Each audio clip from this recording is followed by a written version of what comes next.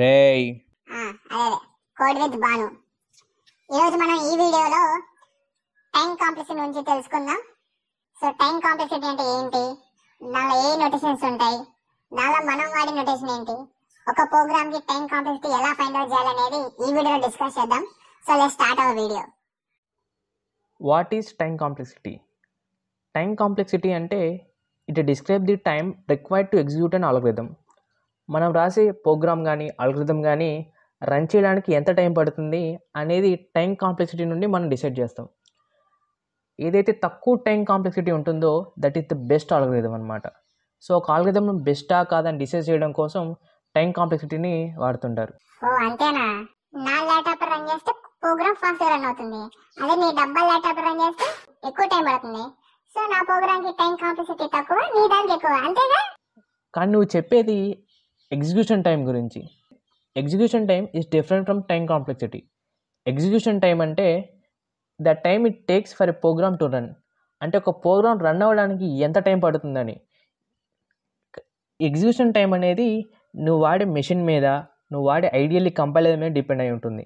అలాగే నీ మెషిన్లో బ్యాక్గ్రౌండ్లో ఎన్ని ఫైల్స్ ఓపెన్ అయి ఉన్నాయి, ఎంత వర్కింగ్ జరుగుతుంది, చాలా విషయాలపై డిపెండ్ అయి ఉంటుంది. కానీ టైం కాంప్లెక్సిటీ అంటే it considers how many times each statement executes. అంటే ఇది machine independent and the program dependent. నీ ప్రోగ్రామ్ అనేది ఎంత టైం తీసుకుంటుంది అనేది మాత్రం మనం ఈ టైం కాంప్లెక్సిటీలో కంపేర్ చేస్తుంటాం. Time complexity is depends on the input అనమాట. నువ్వు ఇచ్చే ఇన్పుట్ మీద డిపెండ్ అయ్యి మనం టైం కాంప్లెక్సిటీని మెజర్ చేస్తుంటాం. So this the difference between execution time and time complexity.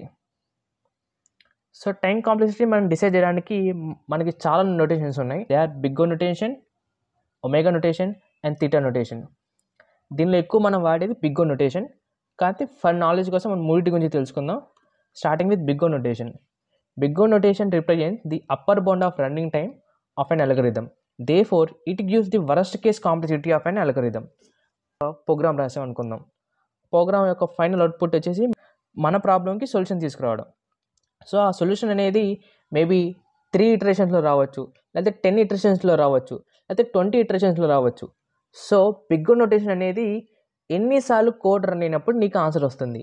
So ఆ కోడ్ అనేది ఎన్నిసార్లు రన్ అవుతుంది, వరస్ట్ కేసులో మ్యాక్సిమం ఎన్ని టైమ్స్ రన్ అవుతుంది అనేది మనం బిగ్ O నోటేషన్లో కంపేర్ చేస్తుంటాం. It represents the upper bound of algorithm. Coming to the omega notation. Omega notation represents the lower bound running time of an algorithm. Thus it provides the best case complexity of an algorithm. ఇది big O నోటేషన్కి opposite అనమాట. Big O నోటేషన్లో మనం maximum ఎన్ని times అనేది మన program run అవుతుందో చూస్తాం. కానీ omega నోటేషన్లో మినిమం కేసెస్, మినిమం ఎన్నిసార్లు మన ఆల్గోరిథం అనేది రన్ అవుతుంది అనేది. Coming to theta notation. Theta అంటే it represents the upper and the lower bound of running time of an algorithm. It is used for analyzing the average case complexity of an algorithm. ఒక program అనేది ఇందాక మనం big Oలో మనం upper bound తీసుకుంటాం, ఒమేగాలో మనం lower bound తీసుకుంటాం. థీటాలో upper plus lower by 2. So యావరేజ్గా మనకి ఎంత టైం పడుతుంది ఒక ప్రోగ్రామ్ రన్ అవ్వడానికి అనేది మనం థీటా నోటేషన్లో చూస్తాం. నోటేషన్ గురించి డీటెయిల్గా తెలుసుకుందాం. బిగ్ O నోటేషన్లో మనకి చాలా వాల్యూస్ ఉంటాయి. They are constant, logarithmic, linear, polynomial, exponential and factorial. ఇక్కడ కాన్స్టెంట్ని మనం బిగ్ ఆఫ్ 1 అని రిప్రజెంట్ చేస్తాం. లాగరిథమిక్ నోటేషన్ని బిగ్ ఆఫ్ లాగ్ n, లీనియర్కి అయితే బిగ్ ఆఫ్ n, పాలినామియల్ని big of n², exponential big of 2 power n and n factorial. ఇక్కడ n అంటే n stands for the input size. మనం ప్రోగ్రామ్కి ఇచ్చే ఇన్పుట్ ఉంటుంది కదా, ఆ ఇన్పుట్ యొక్క సైజ్ మనం n అనుకుంటే ఆ n ఇన్పుట్ బేస్గా మన ఆల్గోరిథం అనేది ఎంత టైం పడుతుంది అనేది మనం ఇక్కడ మెజర్ చేస్తాం. ఫర్ ఎగ్జాంపుల్ కాన్స్టెంట్ ఫంక్షన్ ఉంది బిగ్ ఆఫ్ 1. దీనికి ఒక ఎగ్జాంపుల్ వచ్చేసి accessing an element in array. Big of 1 అంటే it independent on the input. Input size ఎంత ఉన్నా ఇది మాత్రం ఫిక్స్డ్ నెంబర్ ఆఫ్ టైమ్స్ అనేది రన్ అవుతుండదు. For suppose accessing element in array తీసుకుందాం. ఒక ఎరే ఉంది, ఎరే సైజ్ ఎంతన్నా అవనియండి, దానిలో ఒక పర్టికులర్ పొజిషన్లో వాల్యూ కావాలంటే సింపుల్ ఒక లైన్ రాస్తే సరిపోతుంది. సో ఇది ఆ ఎరే యొక్క సైజ్ మీద డిపెండ్ అయ్యి ఉండదు. So it comes on the constant function. Coming to logarithmic. Logarithmic functions యొక్క బెస్ట్ ఎగ్జాంపుల్ బైనరీ సెర్చ్. ఒక ఎరేలో మనకి కావాల్సిన నెంబర్ ఏ పొజిషన్లో ఉంది దాని యొక్క ఇండెక్స్ తీసుకురావడం కోసం మనం బైనరీ సెర్చ్ వాడుతున్నాం. దీని మీద ఫ్యూచర్లో ఒక డీటెయిల్ వీడియో అయితే చేద్దాం. And coming to linear function మనకి best example linear search in an array. ఒక ఎరేలో ఒక నెంబర్ కావాలి, ఆ నెంబర్ ఏ ఇండెక్స్లో ఉందని దాన్ని తెలుసుకోవడం కోసం మనం ఫర్ లూప్ వాడి ఫైండ్ అవుట్ చేస్తాం కదా, that comes under linear function. Coming to polynomial function, one of the best example is bubble sort. అరేని ఇంక్రీజింగ్ ఆర్డర్ ఆ డిక్రీజింగ్ ఆర్డర్లోకి సార్ట్ చేయడం కోసం చాలా సార్టింగ్ టెక్నిక్స్ ఉంటాయి. దానిలో one of the best known example is bubble sort. ఈ bubble sort algorithm అనేది big of n square time complexity ఉంటుంది. ఎక్స్పోనెన్షియల్ ఫంక్షన్కి example recursive Fibonacci numbers print చేయడం కోసం మనం రికర్సివ్ మెథడ్ వాడుతుంటాం. ఫంక్షన్లో రికర్సివ్ కాల్స్ వాడి దాని యొక్క time complexity 2n. Coming to factorial function, ఒక లిస్ట్లో నెంబర్ ఆఫ్ పాసిబుల్ పర్మ్యూటేషన్స్ రాయడం కోసం మనం ప్రోగ్రామ్ యొక్క టైం కాంప్లెక్సిటీ n ఫ్యాక్టోరియల్. ఈ అన్ని ఫంక్షన్స్లో బెస్ట్ ఫంక్షన్ ఏదని చెప్పాలంటే they are big of 1 and big of log n. So మనం రాసే ప్రోగ్రామ్ అనేది బిగ్ ఆఫ్ 1 కానీ big of log n, if possible big of n and n log n లో ఉండేలా చూసుకోవాలి. ఈ n square, n cube, 2n n factorial ఉంటే they are not consider an the best programs or best algorithms. సో మనం రాసే algorithms అన్నీ కూడా ఎప్పుడు కూడా ఈ ఫస్ట్ 4 ఇట్లో big of 1, log n, n and n log nలో మన కోడ్ అనేది వచ్చేలాగా చూసుకోవాలి. ఫర్ ఎగ్జాంపుల్ మనకి ఇన్పుట్ సైజ్ ఎన్ని ఇచ్చారు అనుకుందాం. మన కోడ్ వచ్చేసి printing and hello world statement.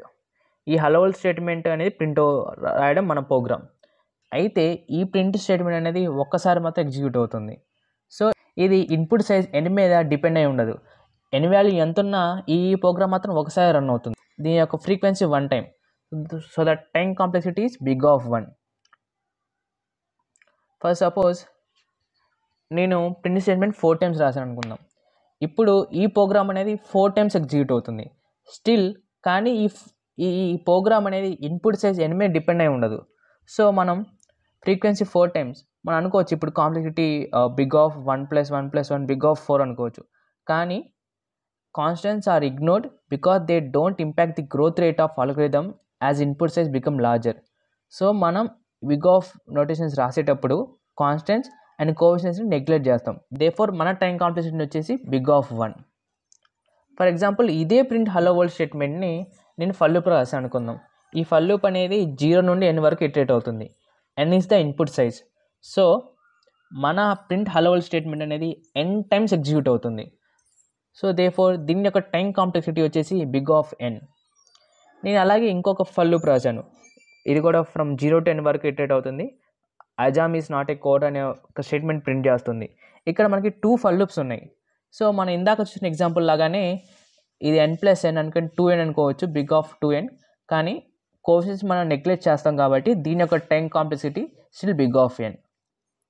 అదే నేను సెకండ్ ఫర్ లూప్ని ఫస్ట్ ఫర్ లూప్లో రాస్తే, అంటే నెస్టెడ్ ఫర్ లూప్లో రాస్తే, ఇప్పుడు ఈ స్టేట్మెంట్ అనేది మనకి n × n టైమ్స్ రన్ అవుతుంది. అంటే ఫస్ట్ ఫర్ లూప్ ఒక n టైమ్స్ రన్ అయినప్పుడు ఎవ్రీ ఇటరేషన్లో నెస్టెడ్ ఫర్ లూప్ ఇంకొక n టైమ్స్ రన్ అవుతుంది.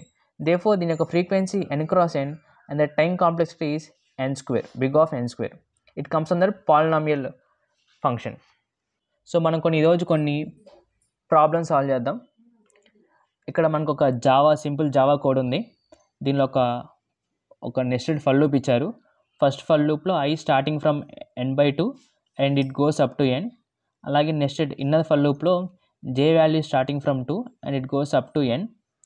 అయితే ఇక్కడ j వాల్యూ అనేది ఎవ్రీ టైం కూడా డబుల్ అవుతూ వెళ్తుంది. సో j వాల్యూ స్టార్టింగ్ 2, 4, 8, 16 అలా దాని వాల్యూ డబుల్ అవుతూ వెళ్తుంది. సో దీని యొక్క టైం కాంప్లెక్సిటీ మనం క్యాలిక్యులేట్ చేయడానికి ట్రై చేద్దాం.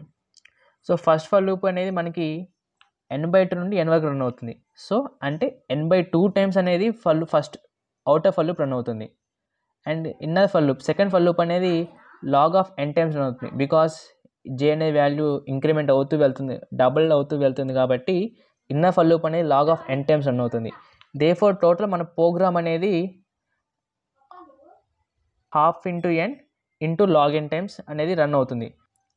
ఇందాక మనం అనుకున్నట్లు కోఎఫిషియెంట్స్ని మనం నెగ్లెక్ట్ చేస్తే అప్పుడు మన యొక్క టైం కాంప్లెక్సిటీ అనేది n log n అవుతుంది. So the time complexity of this program is n log n. ఇంకొక ఎగ్జాంపుల్ చూద్దాం. ఇక్కడ ఫర్ లూప్, దీనిలో ఇంటి value starting from 1 and it goes up to n. i అనేది నార్మల్ ఇంక్రిమెంట్ అవుతుంది.